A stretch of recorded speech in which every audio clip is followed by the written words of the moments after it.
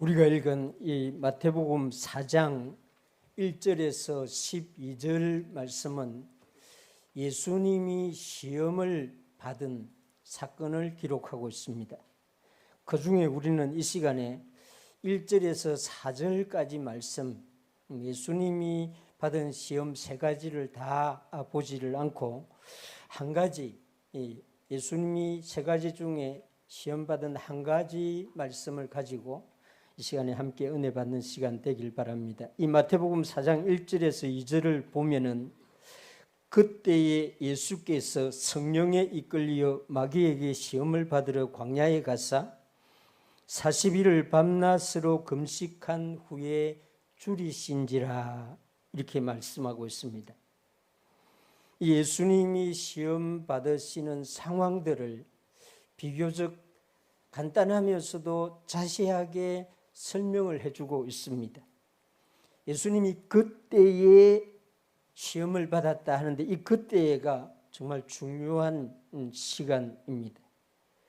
예수님이 세례요한에게 물 세례를 받고 성령으로 충만한 그때입니다. 세례요한은 요단강에서 회개하도록, 죄 있는 사람에게 회개하도록 물로 세례를 줍니다. 그런데 우리 예수님은 죄가 없습니다. 히브리서 4장 15절에 보면은 예수님은 우리와 같으시나 죄는 없으시다 이렇게 말씀했습니다. 그래서 우리 예수님은 세례 요한에게 물로 세례를 받을 필요가 없는 유일한 분입니다. 그런데 예수님은 굳이 세례 요한에게 물로 세례를 받으러 갑니다. 그래서 요한이 예수님에게 자신은 세례를 줄 수 없다고 이렇게 말하자 예수님이 모든 의를 이루기 위해서 허락하라 하고 예수님의 말을 들은 죄 없으신 하나님의 아들이 사람들과 똑같은 모습으로 나타나기 위해서 물로 세례를 받습니다. 이때 하늘에서 성령이 비둘기같이 임하고 그 예수님에게 성령의 충만함이 임합니다. 바로 그렇게 예수님이 성령이 충만한 그 시간에 시험을 받습니다. 또 여기 보면 놀라운 것은 성령에 이끌려서 광야로 가서 시험을 받았다. 하나님을 믿고 그 말씀에 순종을 잘 하던 아브라함이 하나님께 시험을 받았습니다. 하나님이 지시하는 산에서 독자 이삭을 번제로 드리라 이런 시험을 하나님을 따르고 순종하고 하나님을 경외하는 그 사람에게 하나님이 이런 시험을 주었습니다. 예수님을 시험하기 위해서 광야로 이끌어간 분은 놀랍게도 성령 하나님입니다. 또 예수님은 그 광야에서 마귀에게 시험을 받았다고 말합니다. 욥의 시험도 그렇죠. 마귀가 욥을 시험하려 할 때 하나님이 허락을 합니다. 예수님이 광야에서 마귀에게 시험을 받는 것도 성령님이 예수님을 마귀가 시험하도록 광야로 데려다 주는, 그래서 이 마태복음 4장 1절의 말씀은 정말로 신비로운 말씀입니다. 이 세상에 사람으로 오셔서 우리와 똑같은 시험을 받으신 예수님, 히브리서 4장 15절에 보면 모든 일에 우리와 똑같이 시험을 받으신 이렇게 말합니다. 우리가 이 4장 1절 2절의 말씀에서 우리는 정말 중요한 교훈을 받게 되는데, 이 성령으로 충만한 상태라 해도 시험을 받을 수 있다는 사실을 기억해야 됩니다. 믿음이 고조되고 심령의 부흥이 일어나고 영적인 각성이 일어나는 그 시간에도 우리는 시험을 받을 수 있다는 사실을 알아야 됩니다. 예수님은 40일 금식 기도를 하고도 시험을 받았습니다. 하나님은 마귀가 우리를 시험하도록 허용하시는 분입니다. 목사는 절대 시험 안 받을 것이다. 여러분 그렇게 생각하면 목사를 모르는 것입니다. 여러분들보다 훨씬 시험을 많이 받는 사람이 목사입니다. 주일 아침 되면 마귀가 목사에게 설교 강단에 못 올라가도록 여러 가지 그냥 시험을 합니다.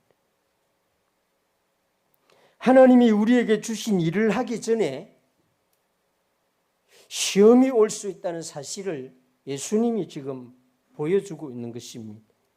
예수님은 하나님 아버지께서 주신 이 세상에 위대한 일을 하러 와서 그 일을 이제 시작하려고 하는데 먼저 시험을 받고 있습니다. 그래서 우리는 누구도 어떤 상황에서도 예외 없이 자신이 시험을 받을 수 있다는 사실을 인정해야 됩니다. 그러면 예수님이 받은 시험의 내용이 무엇인가? 3절에 보면 시험하는 자가 마귀가 예수께 나와서 이르되 내가 만일 하나님의 아들이거든 명하여 이 돌들로 떡덩이가 되게 하라. 마귀는 그 시간에 예수님에게 가장 취약한 점이 무엇인지를 간파했습니다. 예수님이 금식을 했지 않습니까?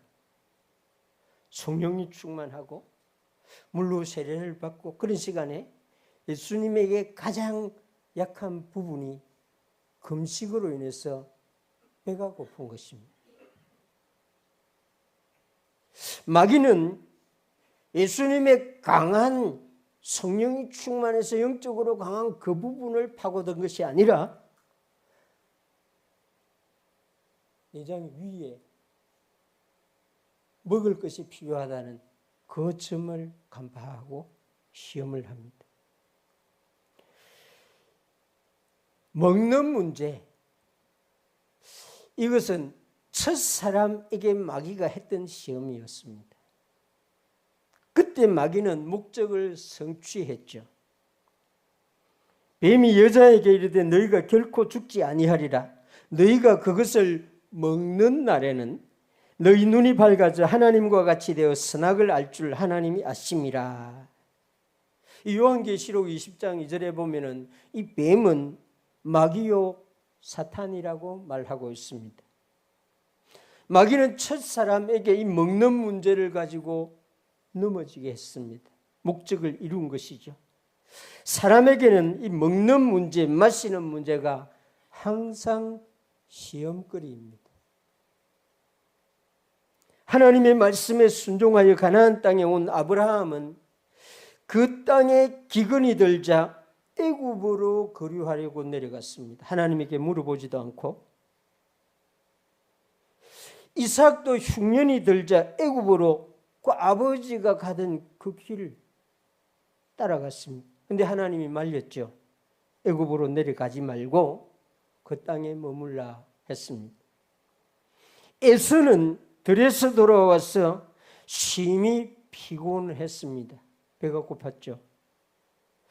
그때에 떡과 팥죽에 장자의 명분을 동생 야곱에게 파는 일을 했습니다.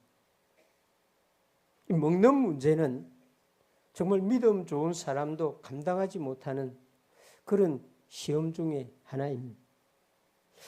가진 것이 너무 많아도 시험이 되고 가진 것이 너무 적어도 시험이 된다는 것을 이 잠언의 기록자가 깨닫고 이렇게 말합니다. 나를 가난하게도 마옵시고 부하게도 마옵시고 오직 필요한 양식으로 나를 먹이소서. 혹 내가 배가 불러서 하나님을 모른다 여호와가 누구냐 할까 하오며 혹 내가 가난하여 도둑질하고 내 하나님의 이름을 욕되게 할까 두려워함이니이다. 이 잠언의 이 사람은 가난도 시험이 될 수 있고 부도 시험이 될 수 있으니까 하나님 나를 너무 가난하게도 마시고 부유하게도 마옵소서 이렇게 구하고 있습니다. 마귀는 많이 가진 사람을 교만에 빠지도록 시험하고, 마귀는 부족하게 가진 사람들을 이런 열등의식, 이런 욕심, 탐욕을 품도록 하는 그런 시험을 합니다. 예수님이 금식 기도할 때에 돌로 떡을 만들어서 먹고 허기 문제를 해결하라, 이런 시험을 했습니다. 이게 무슨 시험이 됩니까? 아마 우리 중에는 아니 이게 시험이 될 수 있습니까? 그렇습니다. 이게 얼마나 큰 시험인지. 마귀는 예수님이 누구신지를 아는 존재입니다.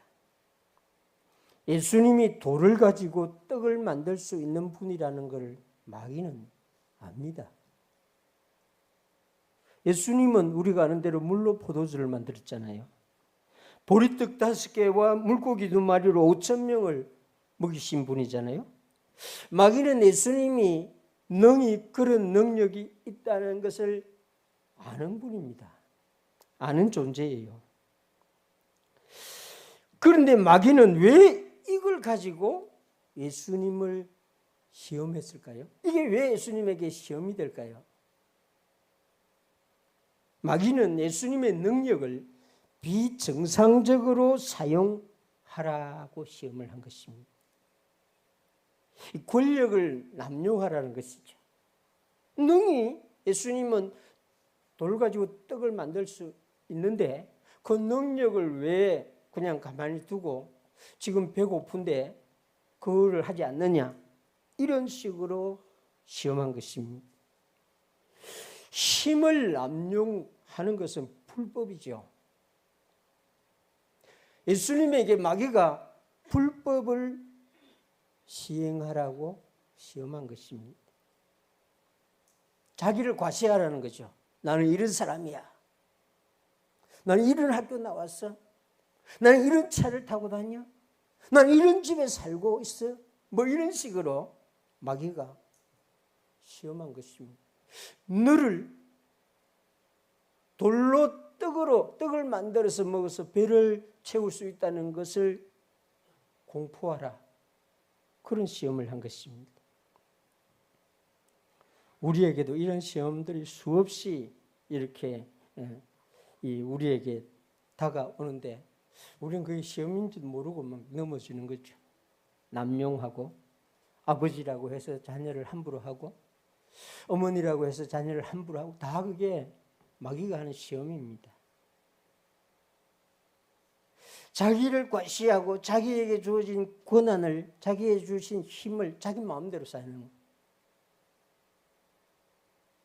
지금 예수님이 바로 그 시험을 당한 거죠. 그런데 예수님은 이 시험을 이깁니다. 어떻게 이깁니까? 4절에 보면 예수께서 대답하여 이르시되 기록되었으되 사람이 떡으로만 살 것이 아니요 하나님의 입으로부터 나오는 모든 말씀으로 살 것이니라 하였느니라.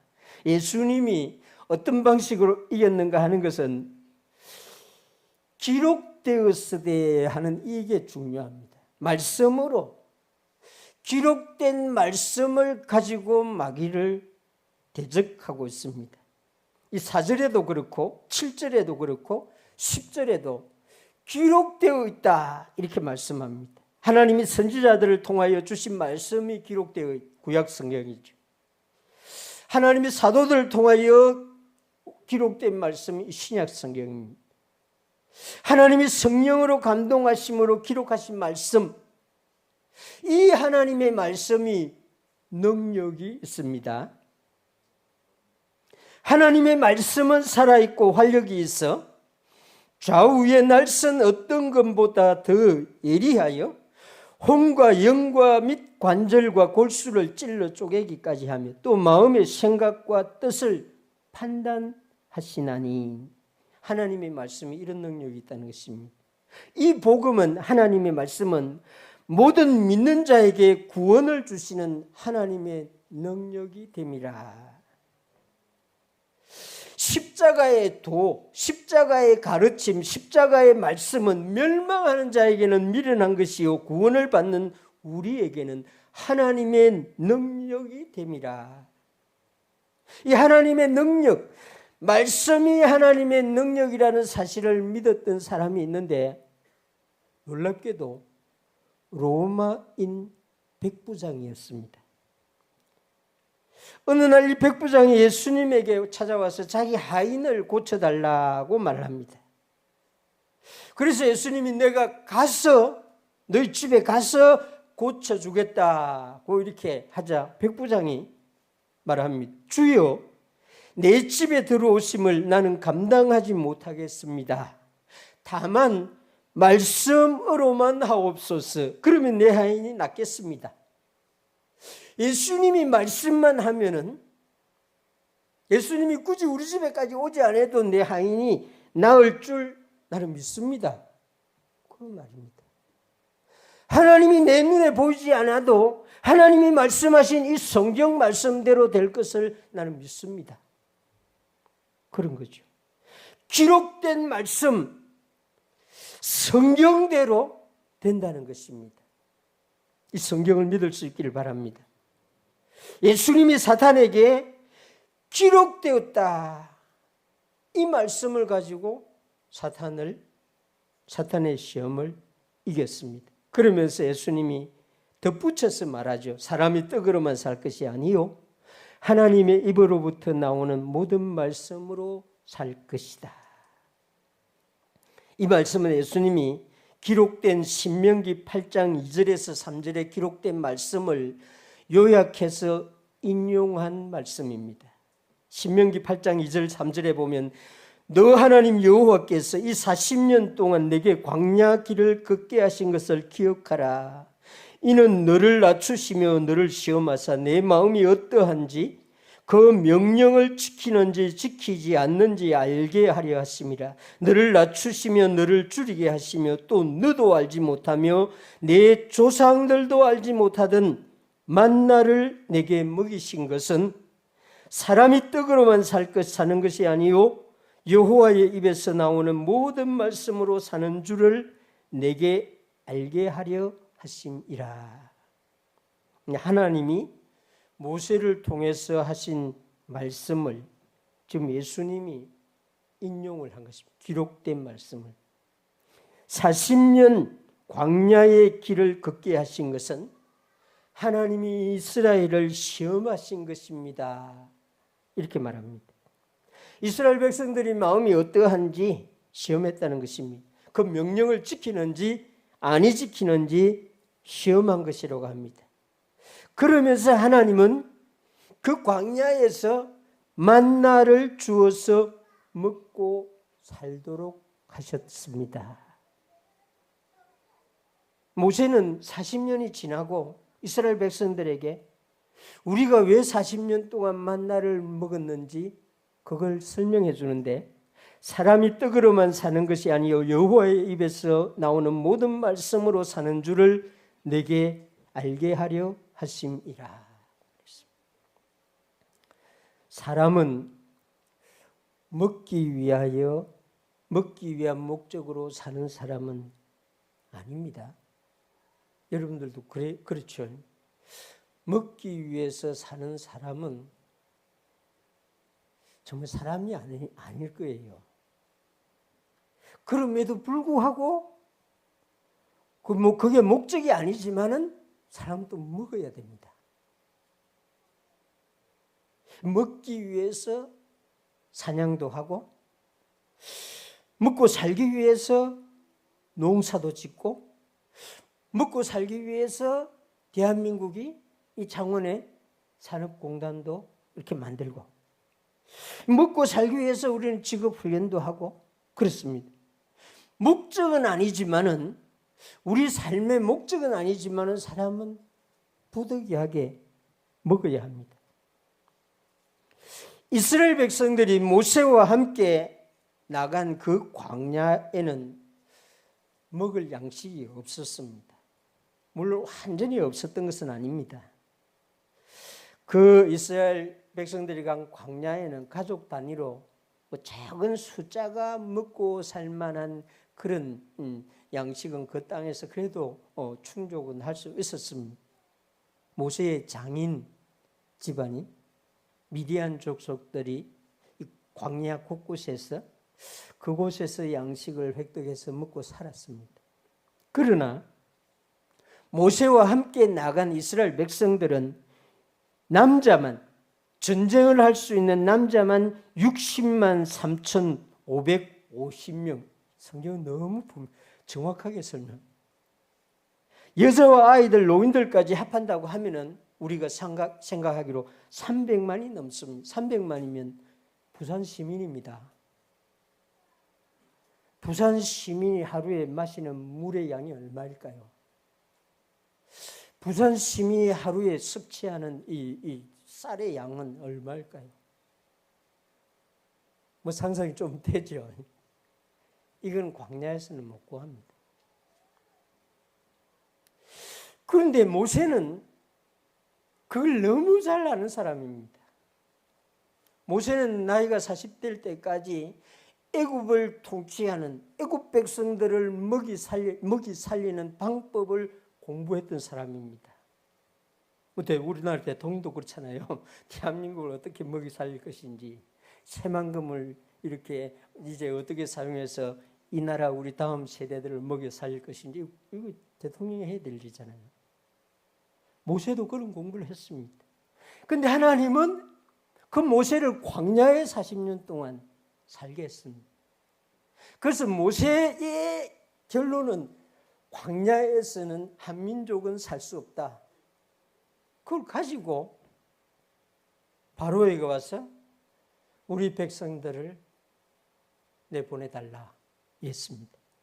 그런데 그런 모세가 이스라엘의 남자만 60만 전쟁에 나갈 남자만 그렇게 많은 식량이 필요한데 모세는 그 백성을 데리고 광야로 갑니다. 모세도 놀랐을 거예요. 정말 성경에 기록되어 있지 않지만 모세는 엄청난 충격을 받았을 겁니다. 하나님이 지시하는 구름 기둥과 불 기둥이 지금 엉뚱한 곳으로 가고 있는 거예요. 기가 막혔을 겁니다. 지도자는 그런 사람들입니다. 말하지 못하면서도 충격을 받는 사건들을 경험해야 되는 사람들. 모세는 왜 그곳에 들어가면은 3일만 지나면은 자기들이 갖고 있던 식량 바닥나고 한 달을 못 버틴다는 사실을 알면서도 그쪽으로 갔을까요? 하나님이 말씀하셨기 때문에, 하나님이 그곳으로 지시하고 있기 때문에, 모세는 순종하지 아니할 수 없었기 때문에 그곳으로 간 것입니다. 그런데 놀랍게도 40년 동안 하나님은 이스라엘을 하루도 굶기지 않았습니다. 광야에서 이스라엘 백성들이 금식했다. 성경에 나오는지 모르겠습니다만 한번 찾아보세요. 광야에서도 금식했을까? 먹을 게 없어가지고 굶었을까? 신명기에서 분명하게 말합니다. 옷이 헤어지지 아니하고 마실 물이 없어서 가라지 아니하고 신발도 떨어지지 아니했다. 그럽니다. 사실은 그 시대 일반 백성들은 신발을 못 신습니다. 신발을 신고 살았던 문화는 정말 훨씬 뒤에 나옵니다. 인류 문화사를 보면은 일반 백성들이 신발을 신고 살던 시대는 완전히 근대입니다. 그런데 하나님은 이스라엘 백성들이 그 광야에서 신발이 흐려지지 않았다. 애들까지 하나님 신발을 다 챙겨 신겼다는 것입니다. 그러면서 사람이 그곳에 살게 한 이유가 하나님이 그 먹이기 위해서 그곳에 하나님이 만나를 주어서 먹고 살기 위해서 그곳으로 데려간 것이 아니라 사람이 떡으로만 사는 것이 아니요 하나님의 입에서 나오는 모든 말씀으로 사는 줄을 너희들에게 알게 하려 하심이라. 자기들이 양식을 준비하지 않았습니다. 하나님이 말씀대로 매일매일 공급해 주시는 만나를 먹고 살았습니다. 하나님이 말씀대로 사는 것이 무엇인지를 체험하면서 40년을 살아간 거죠.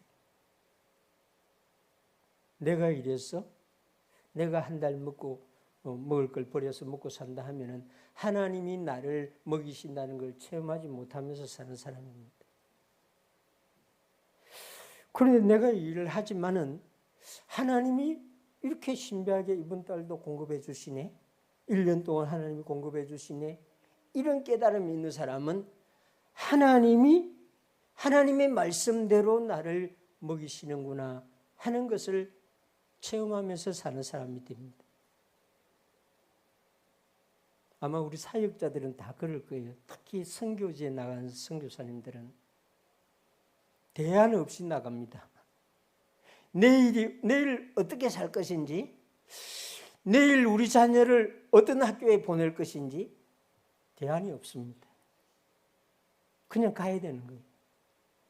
그래서 살아보면은 하나님이 이렇게 길을 열어주시네, 이렇게 열어주시네, 그렇게 해서 하나님이 이렇게 양육해 주셨네, 체험을 하게 되는 거죠.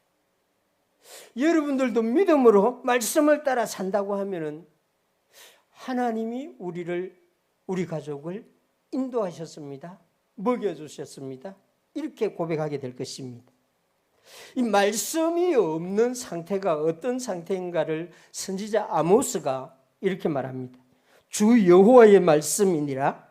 보라, 날이 이를지라. 내가 기근을 땅에 보내리니 그 기근은 양식이 없어 주림이 아니며 그 기근은 물이 없어서 가람이 아니요 여호와의 말씀을 듣지 못한 기갈이라.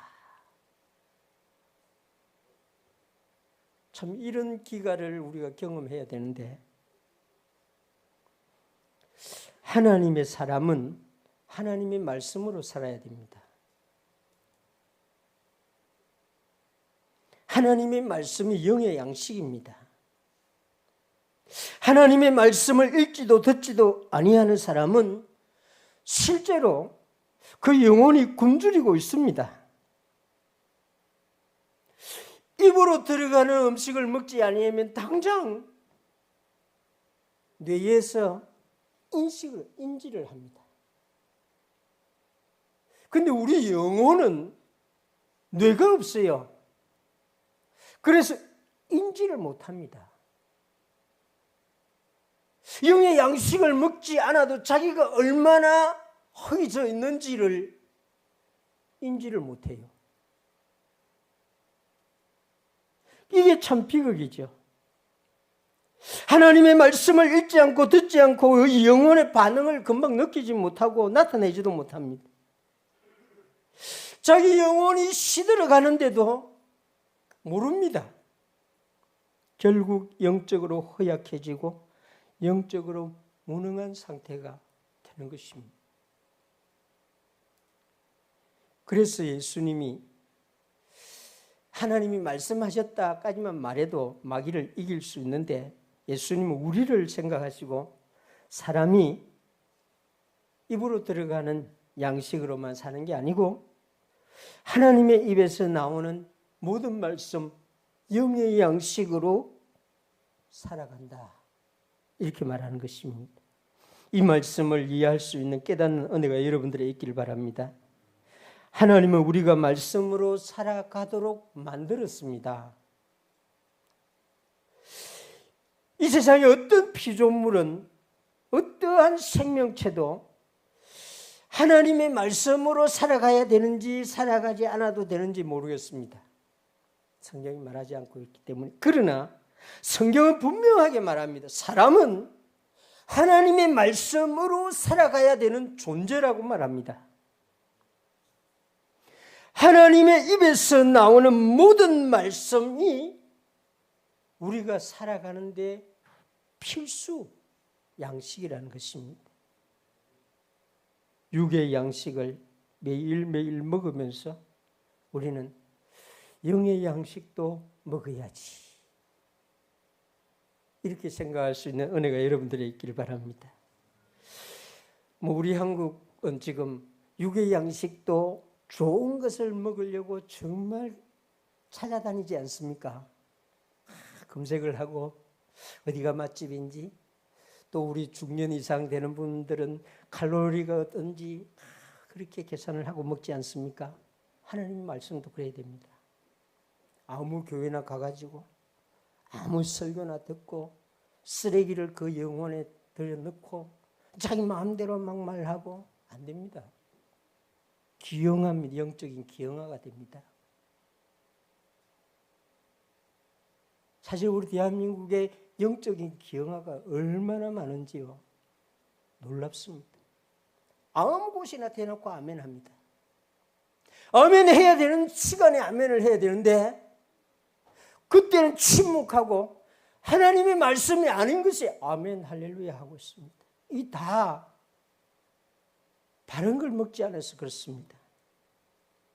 우리 교회는 바른 양식을 먹는 여러분 되시길 바랍니다. 정말 이게 내가 먹어야 될 양식인지 아닌지를 확인하고 먹을 수 있기를 바랍니다. 어떤 생물도 자기가 먹어야 될 양식과 먹지 않아야 될 양식을 다 구분합니다. 아무거나 먹습니다.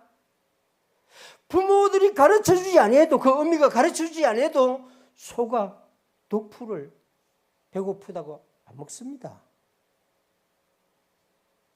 그 사람은 그 영의 양식을 분별 없이 먹는 것입니다. 우리 교회는 정말 매일 성경을 읽고 매일 성경을 묵상하고 그 영의 양식이 정말 이게 내게 필요한, 나에게 주는 양식인지 이 나에게 주는 양식이 아닌 독이 섞인 건지를 분별하고 듣고 먹을 수 있는 교회가 되기를 주님의 이름으로 축원합니다.